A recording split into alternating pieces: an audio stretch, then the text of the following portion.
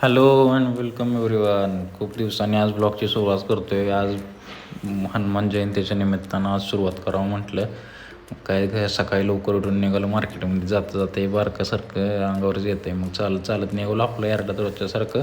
आलो मार्केटमध्ये. माल पण खूप आलता. आज शनिवार कांद्याचा बाजार. त्यानंतर सौदे वगैरे झाले. सौदे झाल्यावर पट्ट्या बेलं वगैरे देऊन वाटून मी आलो घरी आलो आणि हे आडीला जायची लगबग चालू होती नैवेद्य दाखवायला देवाला. मग काही नैवेद्य घेतले आणि निघालो आडवीसाठी. हे आडवीच पडलेली त्यातनं ओढलून निघालो त्यांना. मग काय जाता जाता हे कोरडीनं बघत आम्ही टोकचं घालून निघालेलो आडवीला पोचलो.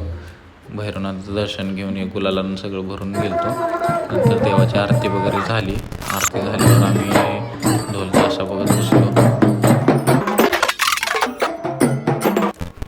त्यानंतर घेतलं मारुती रायाचं दर्शन घेऊन घरी आल्यावर या गाईला वगैरे पाणी पाजल्यानं निघालो वर गेलो. मस्तपैकी जेवण वगैरे करून झोपलो.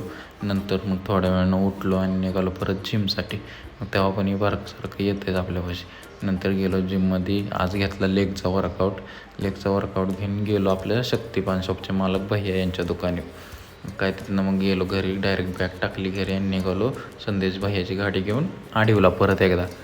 संध्याकाळी होता जरा कार्यक्रम. निघालो मिंचरी परत आडीवला. हे मशाली घेऊन मस्तमध्ये सगळेजण चाललेले. दिसायला सुद्धा खूप डोळ्याने छान दिसत होतं दृश्य. नंतर मग तिथं कोण गावलं बघ.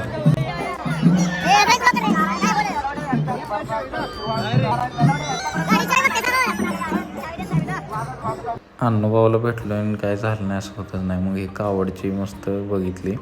नंतर सुमित भैयाचे पण दर्शन झाले. सुमित भैयाने गाठ घेतली आणि